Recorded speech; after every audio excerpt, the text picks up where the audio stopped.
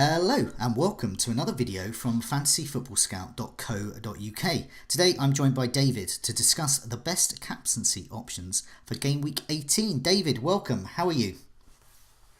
Yeah, very good, thanks. I'm still sort of recovering from a very eventful final few moments for Spurs against Burnley at the weekend, and Yeah. somehow Harry Kane out of nowhere kept my run of captain. I don't want to say hauls because it was just 5 points, but captain returns that's still going. Yeah, you So missed I've just about calmed 100%. down from it. Missed 100%. So as I always recommend when you're on Breakfast Club video on Saturday, find out who David captaining and copy him because you will get points. So admittedly we didn't get a lot, but then a lot of the other options didn't. No. This time around, there are so many options. There's so many premium players that people want. People are arguing about them, saying their one's the best choice. Aubameyang's better than Kane, and Kane's better than Aubameyang, and all of this. But they've loads with good fixtures. So let's get cracking with looking at Liverpool options as well. And I say Liverpool options because it's not just about Salah, although Salah will be the main draw. Now they've got an away game with Wolves. Wolves have finally got a clean sheet, but I think that's their first one for 8 games. So clearly they're there for the taking for Liverpool attackers. What do we think of that? Who's the best option out of them? And do we think that a Liverpool option, probably Salah, is one of the best options this week? Yeah, I think obviously Liverpool they beat Man United I think fairly comfortably, and what we saw from them was a return to the kind of the ruthless, intense attack that we come to know from Liverpool last season, especially, and we hadn't really seen much of this year. So I think it's definitely encouraging signs from Liverpool that they are still capable of playing in that way. Yeah, Salah, I think out of all of them is the best to look at. I mean, his underlying statistics are still very nice spread across both creativity and goal threat. So 12 chances created last 4 games, 10 shots, 6 in the box, 5 on target, which is comparing quite favourably with the rest of the league. But he's also had 25 touches in the penalty box as well, which is the third best. And the only people above him on that particular statistic are Manchester City players, which I guess isn't really a surprise. So Salah is definitely operating at a level where I think he can score against Wolves, definitely. Obviously, yeah, Wolves defensively haven't been fantastic in the last couple of weeks. As you said, they went a long time without a clean sheet. But my only slight drawback with that particular fixture, captaincy-wise, is I think it might be quite a tight game. Wolves, despite not having kept that many clean sheets, they weren't really getting blown away. Then even now, when you look at their defensive underlying statistics, they're not quite in the same region as your Burnleys and your Fulhams. They're kind of more sort of lower mid-table, lower top half, kind of ninth or 10th best for shots allowed in the box and big chances and all that sort of thing. So I do think that Liverpool will score, but I don't really think it will be in the same volume as we saw against Bournemouth or as we saw against Man United. Yeah, I mean, I was looking at the defensive stats there. So if we look at Bournemouth, still second behind Burnley in terms of shots conceded in the box over the last 4 game weeks. So that's still poor, and they've conceded 10 times in those last 4 game weeks, which is a hell of a lot. Obviously, no clean sheets. Now you look at Wolves there. In comparison, 33 shots in the box. And there's quite a few teams, including Everton and Manchester United, who have conceded more close range efforts than Wolves. So Wolves are not doing too bad there. They've actually only conceded 4 goals there, which is probably about right for that level of shots as well. So it's not like they're particularly overperforming, certainly not with 1 clean sheet. This one I like though, just 2 big chances. What Opta consider a big chance conceded, just 2 there. Bournemouth conceded 10. So I don't think we're going to get a huge haul from Salah, but I do think he's capable. Another player I do want to mention though, and it's not Mane, it's actually Firmino. Looking at the underlying stats, sometimes when you look at these stats, suddenly names pop up. Rondon has been one recently, but Firmino I've been noticing there, 14 shots over the last 4. So obviously you mentioned there, Salah's had 12, so there's a couple more shots there. I know Salah's been playing in that more central role, but I know they've been mixing it up a bit and maybe Firmino moving a bit more centrally sometimes. And clearly it's working and it's paying off there. So Firmino's just had the 1 goal and the 1 assist over the last 4. The shot count there indicates that he's actually underperforming and he should actually be scoring much more in terms of goals. So I think he could be an option, possibly not for the captaincy, but certainly to bring in. But nevertheless, an option there. I've been looking over to another bunch of players. Really, we're looking at Man City, and home to Palace. That looks, I think, the key fixture of the week. That looks like a great fixture. But we've got loads of options. So, who are the best City options? And are City options, once again, are they the best options this week for the captaincy? Yeah, I really like this fixture. I think whenever Man City are at home against anyone who's outside the top six, it's automatically a good fixture to focus on, regardless of who or how good the other team are defensively. Because, I mean, some people might take a look at the fact that Palace have had 2 home clean sheets in a row. They even kept a clean sheet against Leicester without James Tompkins, who's kind of, one of their important defensive players. So I think, but I think all that goes out of the window when it's Man City, because they're just so dominant at home. So absolutely, this is a fixture we've got to look at, because just no one can compare with what Man City are like at home. In terms of who the best option is, I think the 3 that people will probably be looking at will probably either be Sané, Sterling, and the odd few who maybe still have Aguero. They're probably going to be the 3 that people might consider. Personally, I mean, of course, I'm always going to give my opinion based on who I've actually got in my team, and I have Sané and I don't have Sterling, and there's lots of reasons for that, and probably go into a lot more detail on that particular subject of sort of long term on this, more on the Scoutcast. But Sané is who I'm looking at the moment. When I set my team after the game week 17 deadline, I put the armband straight on Sané because he's just been so consistent at home. He's starting regularly. The fact that he's kind of missed a chunk at the beginning of the season, and the fact that there's not so much competition for his place, in my mind, makes him the most likely attacking player to start for Man City most game weeks. He's quite fit as well, so I don't really think Guardiola's worried about his his fitness in the same sense as some others. But his underlying statistics are still very nice. He's created 10 chances in the last 4 game weeks, and that's obviously why he's been able to put assists up as well as goals. His goal for it actually isn't as nice as I'd like. It's only 3 shots on target in the last couple of game weeks, but only Jesus has touched the ball more times in the penalty box than Sané in the last 4 game weeks, and so that just tells me that Sané is always in the right place in a team that's always going to be dangerous in that area of the pitch. Yeah. So for me, it's him. Of course, there is obviously the strong case for Sterling as well. Sterling doesn't quite compare so favourably over that period because he hasn't played so many minutes, which again is kind of could count against him because I still think he's the more benchable option out of the 2. We're going to have a really nice clue from the League Cup games midweek, which I think is key. Yeah. If Sterling doesn't play in that, and you've got Sterling, then I think you go for it because it's a home game. It's Man City. It's Raheem Sterling. If he's going to play, he's going to get points. So I think with Man City, the key is that League Cup game. Yeah. Assess who's not there and just captain whoever you've got who didn't play in the League Cup, I think is the bottom. Yeah, no, I agree with. I mean, I've got Sané. I was great relief. I also set up my bus team in case the worst happened with road traffic. And Sané was indeed my captaincy, my default option, and I was quite pleased when you tweeted that it was yours as well. So completely separately, we'd gone for the same one. Because you've got a 100% record, I feel confident. Looking at that midweek team sheet, if Sané plays 90 minutes, then a little bit of doubt might creep in. But I think one of 2 things will happen. One, he clearly sees Sané as so vital to the way they're set up that he wants him to play every match, and some of the matches, like at the weekend, he's only going to play about 60.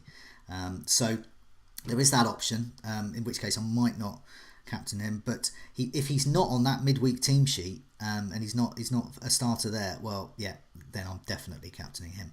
I was looking also at last form. So you mentioned about comparing with Sterling as well. So I mean, obviously here I was looking at form. So this is on the FPL site, readily available to anyone. Press the form button, and this is how many points they're getting per match over the last 30 days. And Sané is top of all players. So he's averaging 8.4, and Salah is second with 7.6. Obviously buoyed by that amazing hat trick at Bournemouth there, and down below is Sterling, as you would imagine, because he's missed those games at 6.6. So he's still doing really well. So it's not to put down Sterling, but there is one underlying stat I noticed when you're comparing Sané and Sterling, and this is minutes per goal attempt in the box. So this doesn't actually. This is kind of, you don't have to have played a lot. This is saying when you're on the pitch, this is what's happening. So this is the average here, and Sterling has had significant minutes on the pitch, even though he hasn't started a couple of games. And Sterling is getting a shot in the box away every 40 minutes. and Sané is getting a shot in the box away every 49 minutes. And considering Sané, the more I would see him as more creative, more assist potential. The fact that he's just below Sterling really in that regard says to me that I think he is the better all-round option at the moment. So tough choice for those who have got Sterling and Sané. I think I'd probably, like you were saying, I think I'd probably go for Sané. Now, Sané, of course, was one of a number of heavy hitters that did well in game week 17. One that didn't do so well, although he did get an assist, is Harry Kane. Now, he's away to Everton. What do you think about Harry Kane as an option? Say, as obviously Sané's the one you're looking at here, but do you think Kane is a really good option? Or do you think he's lost his touch? Yeah, I think with Kane it's really tricky because I think as even as football fans, let alone fantasy football managers, we all have short memories, don't we? And I think a lot of people will be put off captaining him in this game because Spurs were so leggy and so kind of lethargic against Burnley. But I think when you look at what they've been like after European games, they don't play as well, and the game that the Cardiff game, the infamous Cardiff game that everybody went in on Kane and captained him and he did nothing, was after a Champions League match as well. And I think that you have to view that game through the filter of the context of that game, and also just the way that Burnley set up. They played a 4-5-1, tried to stifle Spurs, which is actually quite easy to do when Spurs were hungover from European football. This game takes on a completely different context because it's they're away at Everton, so Everton aren't going to sit in. I mean, Marcus Silva, I don't really think is the kind of manager that would do that anywhere. I mean, he didn't do it against Man City, so he's not going to do it at home against Spurs, is he? So there's going to be a more open game. I do think there will be more chances for Kane, and I think that. So, I mean, other sort of factors as well was from that Burnley game was that Eriksen wasn't in the starting lineup. Yes. Son wasn't in the starting lineup. I'd be very surprised if they didn't make the starting lineup for this. So I think we're going to have a much more coherent Spurs unit. So while the stats for Kane in the last couple of game weeks don't look great because obviously he missed most of the Leicester game, played very poorly against Burnley, I don't really think you should that shouldn't count against him for this game because as we've seen, Everton are a team that most people can score against. So there's no reason why Kane can't either. Yeah, no, I do urge people to have a look on Fantasy Football Scout. There was an article written over the weekend, it was either by yourself or Neil, looking at that Spurs game against Burnley. And there's a really good table in there looking at all of the matches after Champions League games to see what they happened. And I think that Cardiff game is an indicator. So look, there's 1, 2, 3. So we've got six matches there to look at, and people have a look at that because they tell that story. There's a definite Champions League hangover there. The other thing I just want to mention, you mentioned people have short memories about Kane. I've got a really long memory, and this goes back to last season, and it was game week 4, and people were saying exactly the same things about Harry Kane as they're saying this week, that he can't be trusted with the armband, he's a bit of a troll, and all these types of things. Well, he went to Goodison Park and he scored a brace, and it kick-started quite a lot of hauls for him there. It was a real game changer, in fact, for the Kane and the Kaneless. And so I think I've got that long memory there. We saw what Hazard did at Brighton last season, did the same again this season. So for the history fans, I think he's a good option there. Looking at, I mentioned Hazard there. He's at home to Leicester. That is a good fixture, I think, for Hazard. Got a slight injury, but what do we think about Hazard? He was one of the premium assets actually delivered game week 17. Do we think another haul's incoming? It could be. I mean, I said before that game week that he was the player I most feared not owning, and it came to pass. He got the double figure haul that most premium options weren't able to deliver. I think with him, we should probably just touch on that injury. It's not that serious. Sarri's been referring to it as maybe something that sort of keeps him from training from 1 to 2 days maximum. So, I don't really think we should be too worried about whether or not he starts, because I think he will. He's just been showing remarkable consistency over a period where people have been losing faith in him, which I think is so strange. And I obviously include myself in that because I'm one of the people that lost faith in him, and he's proved me wrong. But I suppose maybe we're used to that. People sell Hazard and he gets points. That's what he does. But it's 5 assists in his last 4, and his first goal since game week 8. He definitely had, I think, from a fantasy perspective, it was he had a point to prove, I guess, against Brighton, and he proved it that he's a central figure for Chelsea. He's playing false 9 because Giroud and Morata aren't good enough to start, or they're not fit. it's a case of either or for each of those two strikers. So he just looks like the main man for them. The fixture itself, so I mean, yes, Hazard I think looks great. The fixture itself, it's not quite. I always I always use the term smoking gun when I go to the defensive statistics and I go, oh wow, they're in for a pasting, and I don't really think Leicester are. Just because again we've talked about chances conceded and big chances, and they rank in an area of the table that I don't really want the opponent for my captain to be in. Yeah. It's sort of 28 attempts conceded in the box over the last 4 game weeks, which is 8th best basically, and you've got teams like even Spurs have conceded more than that, and Man United have conceded more than that. So I don't really I see Chelsea winning that game, but I don't see it being the kind of absolute goal fest that you would want from a captain. I think that's maybe where I would stand on Hazard as the captain. Yeah, no, I think you're right there. I think that's bang on. I think Hazard himself, you look at the underlying stats and the actual conversion into points, 13 chances created, 11 goal attempts. I mean, that's great for a midfielder. And he's not even one of the most expensive midfielders as well. Expensive, but not among. He's not as expensive as Sterling or Salah. So yeah, I think he's offering a lot at the moment. And you always say about Hazard, once he's in that run, you've really got to get there in before if you can, or early on. He's early on in one. I think you've got another couple of good hauls in him. I think he could score. He could get some points. But I do look at those defensive stats, and I think you're right. I think there are better this week as well. And there's worse defences out there, or indeed in Man City's case, there's just a better attack out there. In contrast to Hazard, Aubameyang really let down his owners on game week 17. Southampton completely, wow.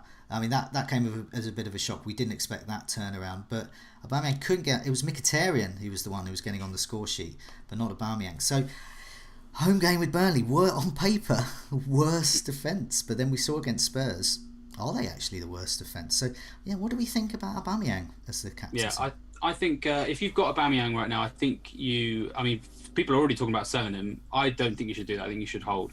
I think just looking at that game week in isolation, Aubameyang, when you look at the underlying data, should have outscored Kane because he had more shots than him, more in the box. He was touched the ball in the box the same number of times as Kane. So Kane had the same kind of opportunity in terms of position, but didn't capitalise on it in terms of shots and what have you, as Aubameyang did. And I do think he was really unlucky because there was that one instance in the first half where the ball was fizzed across the face of goal. Aubameyang was preparing to slide in and score in a classic tap in, and there was just an incredible recovering challenge from Bednarek that it just kind of it looked like his leg was about 3 meters long because he came in and he made this unbelievable tackle.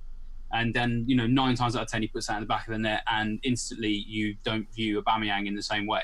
So I think if you've got him, you've obviously targeted this Burnley game as one of the reasons because you kind of looked at it in a long-term sense because the fixtures are very good. So I think if you've got Aubameyang, you have to consider him for this particular game. I know that he let a lot of people down by not doing as well against Huddersfield, for example. So some people might view Huddersfield and Burnley at home as a similar type of fixture. But as those of us who've been looking at the underlying data know this season, they're really not the same type of fixture at all because Huddersfield seem defensively a lot more organised than Burnley do. And yes, Burnley have made some improvements in the last couple of weeks. They got that clean sheet against Brighton. They obviously only conceded 1 against Spurs. They've only actually conceded 6 goals in the last 4 game weeks, which actually for them isn't too bad. I mean, you've got teams like Arsenal that have conceded more than that, Cardiff, Man United, Fulham, Bournemouth. So there's about 7 or 8 teams that have conceded more than them, but those shots are still there. Those shots in the box are still there. They've gone back to the bottom of that table. They were level with Bournemouth going into this game week, but they're now bottom again. 48 shots conceded in the box. There's going to be loads of opportunities for Aubameyang in this game, and bearing in mind, the nature of that result, I think Arsenal will feel a little bit embarrassed to be, to have for their unbeaten run to have ended at a team like Southampton that had their troubles. I know they've got a new manager, but yeah, like you said, it was a shock. We weren't expecting it, and I think this home game against a team that's going to give them all plenty of chances to score is absolutely perfect opportunity to rack up a 3 or 4-0 win. Tell everybody that Southampton was just a blip, and that Aubameyang is still one of the best strikers in the league. I think that if you've got him, you've got to consider him for the captaincy. Yeah, I mean, I agree. I think you've got to have patience. Really, you've got him. People who've got him in, they got him in to captain him, and exactly this type of fixture, really. I think you've got to stay with that. And yeah, and I think, as you alluded to, I think he was perhaps, unlike Kane, was basically Burnley did a number on him. Aubameyang was unlucky not to get something from that match. Looking elsewhere, I mean, we've there's so many good captaincy options we've gone through as well. I think there's even more as well, particularly looking at the fixtures, particularly amongst kind of, I suppose, cheaper strikers as well. A few differentials there. Who's perhaps caught your eye as a differential captain this week? Well, I really like the look of Danny Ings, just generally from that game against Arsenal, because I think there's some really great comments that came out of that game at the end about how Ralph Hasenhüttl quite likes a high press. He's seen as the Austrian Klopp by a lot of people in terms of his playing style. And obviously Danny Ings has spent the last 3 of his years, learning from the master of the Gegenpress. And so, he's the perfect fit for Hasenhüttl. I think he's going to play most games, and obviously he scored twice against Arsenal. So, I mean, obviously they're away at Huddersfield, and Huddersfield aren't, they're not awful defensively, like I said, but, I do think that Southampton can go there and win, and I think if they do, Ings will be involved. We've always talked about the West Ham guys, haven't we? I mean, you were saying on the Scoutcast last week that the underlying statistics that we see from Anderson and that spread of potential of, chances created in his shots, and he seems to be fulfilling the role that Arnautovic was before in terms of that team of just running the show completely. Again, looks like a great captain candidate if you really are looking for something, very differential, and you want to maybe go down the sort of, the Maverick Luke kind of route. Then Anderson's definitely one to consider. Watford defensively, not impressed with them this year, so definitely think Anderson's going to get some returns there. So those two in particular, I quite like the look of. Yeah, no, I think you're right there. There's another one, Rondon, as well. He's still up there, top of these underlying stats. 14 shots as well, 2 goals and an assist. So he's really delivering on those as well, unlike in previous seasons with him. Now, he was my goals imminent table. It was a great weekend for that. Rondon, Milivojevic, Mkhitaryan and Jimenez, all 4 of them were on that table. So that's getting towards half the goals imminent table, all scored. Mkhitaryan was a surprise people, but not the old goals imminent table. So looking ahead to game week 18, there's some names there in that third striker category. Now, Mitrovic hasn't done a lot recently, and Fulham aren't looking great at all. But he's up there, 3rd place, and in fact, he's moved up the table. That indicates this could be a Mitrovic week as well, which is interesting news for me, because I was thinking of dumping him for Danny Ings, me too. But it's Newcastle. I mean, I think that's the only other thing that.